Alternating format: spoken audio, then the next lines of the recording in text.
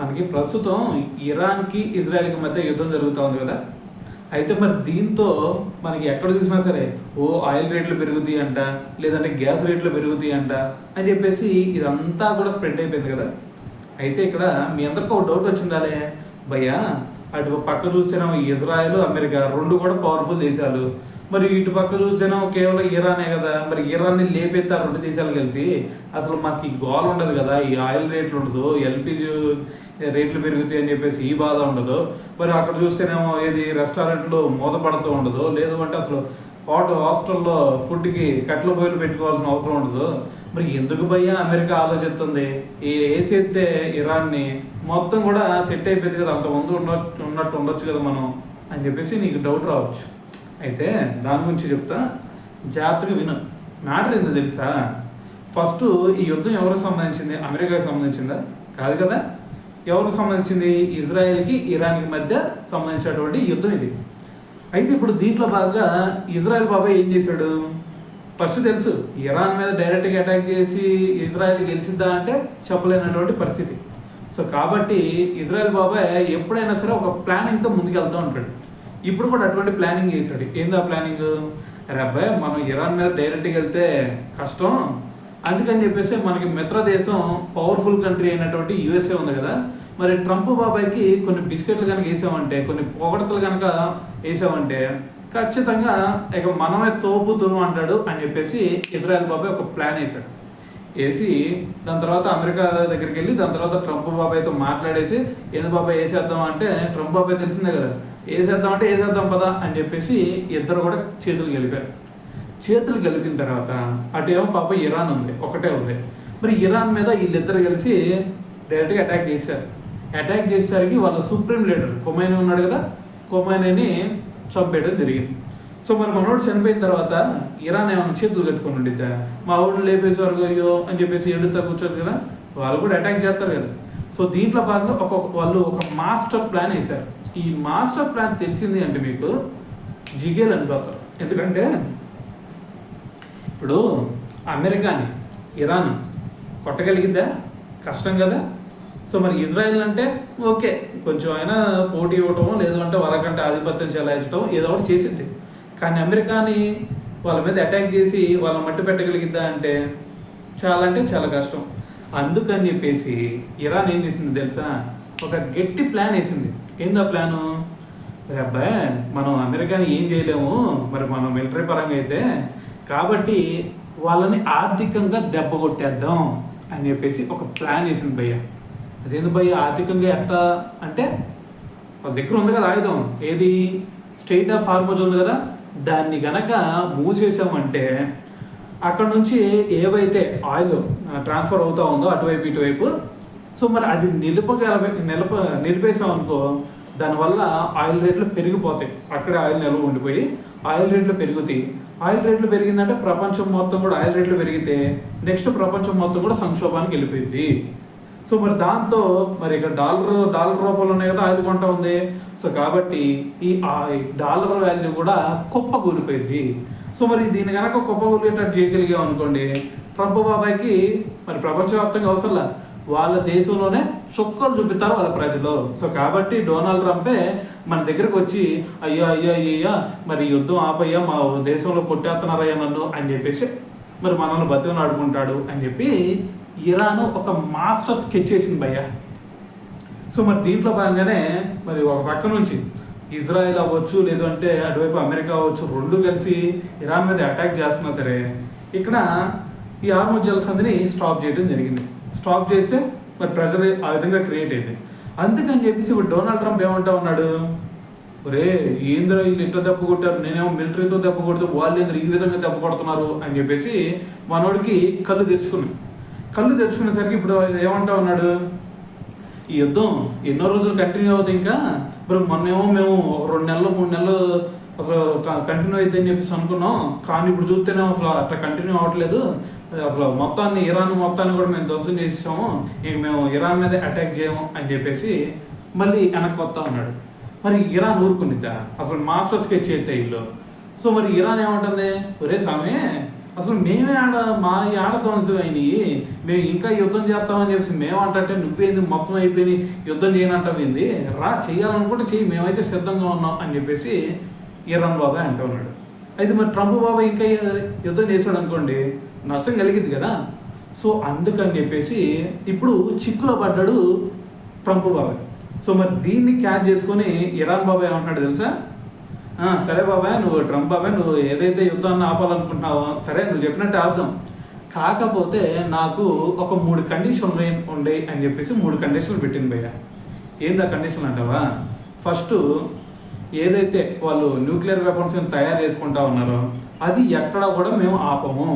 దాని తర్వాత ఏదైతే బ్యాలిస్టిక్ మిసైల్స్ ప్రిపేర్ చేసుకుంటా ఉన్నామో ఆ ప్రక్రియను కూడా మేము స్టాప్ చేయము అనే ఒక కండిషన్ పెట్టింది. సో దాని తర్వాత ఇంకో కండిషన్ ఏదో తెలుసా, మరి ఇప్పటి వరకు మరి ట్రంప్ బాబాయ్ ఇజ్రాయెల్ బాబాయ్ ఇద్దరు కలిసేసి ఇరాన్ మీద అటాక్ చేసి ధ్వంసం చేశారు కదా, మరి ఆ ధ్వంసం చేసినటువంటి ఏదైతే ఖర్చు ఉండిద్దో, అంటే వీళ్ళు చాలా ఆస్తి నష్టం కోల్పోయి ఉంటారు కదా, ఆ నష్టం మొత్తం కూడా ఇప్పుడు ఇజ్రాయెల్ అమెరికా 2 కలిసి మాకు కట్టాలి అని చెప్పేసి ఇంకో కండిషన్ పెట్టింది.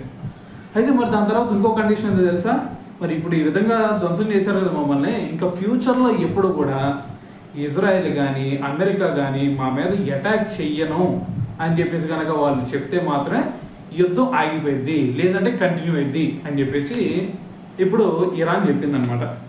సో మరి దీనికి ట్రంప్ బాబు ఒప్పుకుంటాడా? ఒప్పుకుంటే ఇటువైపు ఇరాన్ గెలిచినట్టే. ఇంకా మరి ట్రంప్ బాబు ఎట్ట ఒప్పుకుంటాడు, ఎట్టి పరిస్థితుల్లో కూడా ఒప్పుకోడు. సో మరి ఇక్కడ ఇదంతా అసలు ఏంది భయ్యా, ఇంత తతంగం ఏంది భయ్యా, ఇదంతా మాకెందుకు భయ్యా, అమెరికా వచ్చేసి ఇటువైపు ఇరాన్ని లేపెత్తే ఎవడు ఏంది భయ్యా, అయిపోయింది కదా, ఎందుకు ట్రంప్ బాబు ఇంత ఆలోచిస్తున్నాడు, లేపెత్తే పోయింది కదా అని చెప్పేసి నీకు డౌట్ రావచ్చు. అయితే ఇరాన్ని లేపేయటం అంత ఈజీ అనుకున్నావా, అంత ఈజీ కాదు. ఎందుకో తెలుసా, వీళ్ళ చుట్టుపక్కల ఏముందనుకున్నావు, అన్ని వైపులు చూస్తే పెద్ద పెద్ద పర్వతాలతో ఉంది వీళ్ళ దేశం మొత్తం కూడా చుట్టూ. మరి ఆ పర్వతాలు ఏమన్నా నీ ఊర్లో నా ఊర్లో ఉండేటటువంటి కొండలు ఎత్తు అనుకున్నావా, ఆ పర్వతాలు ఎత్తు ఎంతో తెలుసా, దాదాపు కిలోమీటర్ నుంచి 2 కిలోమీటర్ల వరకు ఉండిద్ది. అర్థమవుతుందా, కిలోమీటర్ నుంచి 2 కిలోమీటర్లు ఎత్తు.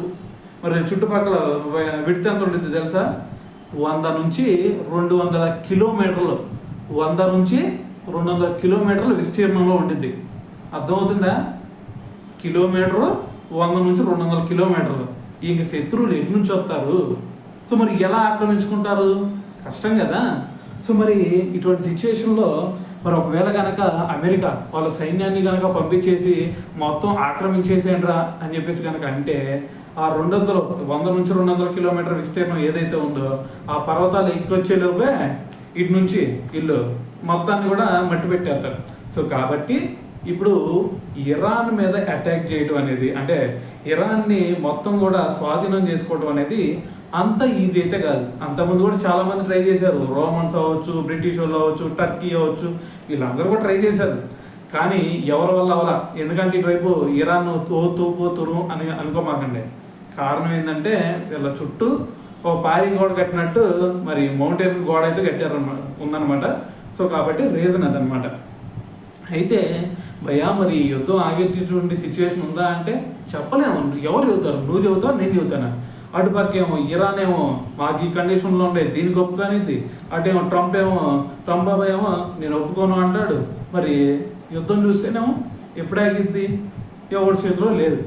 సో కాబట్టి మరి మధ్యలో ఎవరైనా సరే మిడిల్ ఎవరైనా వెళ్ళి ఒరే బాబు మీ వల్ల నాశనం అయిపోతుందిరా ప్రపంచం అని చెప్పేసి ఎవరైనా సరే మధ్యవర్తిత్వం ఎవరన్నా మధ్యలో ఏదైనా స్టాప్ చేస్తే ఆగిద్ది, లేదంటే కంటిన్యూ అవుతూనే ఉండేది.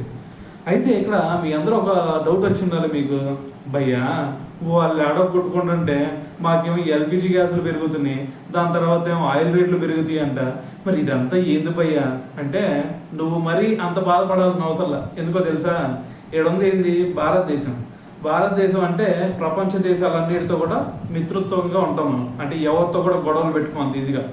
సో మరి వాళ్ళు ఎవరన్నా సరే వస్తే తప్ప, ఏది పక్కన ఉన్నటువంటి పాకిస్తాన్, సో ఇటువంటి దేశాలు వస్తే తప్ప మనం ఎవరి మీద కూడా ఎప్పుడు కూడా వెళ్ళాం, అందరితో మంచిగానే కలయికగా ఉంటాం. సో ఇదే మనకి ఇప్పుడు బాగా బలంగా మారిపోయింది. ఎందుకో తెలుసా, హార్ముజ్ జలసంధిని ఆపారు కదా.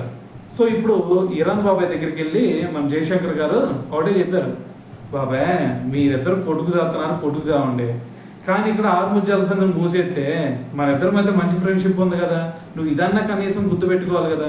మరి మా షిప్పులు కూడా నువ్వు ఆపేస్తే మా దేశంలో రేట్లు పెరిగితే అప్పుడు ఏంది పరిస్థితి? ప్రస్తుతం అంటే మా దగ్గర నిల్వలు ఉన్నాయి, సో మరి దానివల్ల ఇబ్బంది లేదు. మరి దాని తర్వాత గ్యాస్ కూడా మాకు ఎటువంటి ఇబ్బంది ప్రస్తుతం లేదు. మరి ఇదే విధంగా కనుక నువ్వు ఇంకా ఆపేస్తే మా దేశాన్ని, మరి అప్పుడు మా పరిస్థితి ఏంది? అసలు మనం ఫ్రెండ్స్ అనుకున్నావా, ఎనిమిస్ అనుకున్నావా, ఏది మాకు కూడా ఆంక్షలు పెడుతున్నావు అని చెప్పేసి అడిగేసరికి ఇరాన్ బాబా ఏమన్నాడు, అసలు మీది అసలు మిమ్మల్ని అట్లా ఎందుకో స్టాప్ చేస్తాం భయ్యా, మనం ఫ్రెండ్స్ అయితే, సో లేదు లేదు మీకు పర్మిషన్ ఇచ్చేస్తాం అని చెప్పేసి పర్మిషన్ మొన్న ఇవ్వడం జరిగింది. సో దీంతో ఆర్మూర్ జలసంధి దగ్గర ఏవైతే మన షిప్లు ఉన్నాయో అవన్నీ కూడా ఇటు వస్తూ ఉన్నాయి. నిన్న మొన్న అంటే ఈ 2 రోజుల నుంచి మనకి ఎల్పిజి గ్యాస్లు కూడా అటువైపు నుంచి మనకు వస్తూ ఉన్నాయి అన్నమాట. సో దీంతో మీరందరూ కళ్ళు తెచ్చుకోవచ్చు, ఒరే బాబు ఇప్పుడు ప్రశాంతంగా అమ్మయ్యా మన ఆర్మూర్ జలసంధి దగ్గర మొత్తం మనకి ఇండియాకి ఓపెన్ చేశారా, ఇక ఎల్పిజి గ్యాస్లు అవ్వచ్చు, లేదు అంటే ఆయిల్కి సంబంధించిన రేట్లు పెరుగుతాయి అని చెప్పేసి ఏదైతే అన్నారో ఇవన్నీ జరగవరా, ఇక రోజు మనకి గ్యాస్కి ఇబ్బంది లేదు, ఆయిల్కి ఇబ్బంది లేదు అని చెప్పేసి మీరు ప్రశాంతంగా పడుకోవచ్చు ఇప్పుడు, అర్థమైందా? సో కాబట్టి ఎవరైనా సరే అడిగారనుకో గ్యాస్ రేట్లు పెరుగుతాయి అంట కదా, మరి తక్కువ వాడండి, లేదు అంటే అటువైపు ఆయిల్ రేట్లు పెరుగుతాయి అంట కదా, మరి ఎక్కువ ఈ మోటార్ వెహికల్స్ యూజ్ చేయకండి అని చెప్పేసి అన్నారనుకోండి, ఈ వీడియో చూపించాను. సో కాబట్టి మరి ఫైనల్గా ఇంత చెప్పినప్పుడు నేను ఇంత గొంతు చించుకొని ఒక లైక్ అన్నా కొట్టాలిగా భయ్యా, కొట్టు మరి.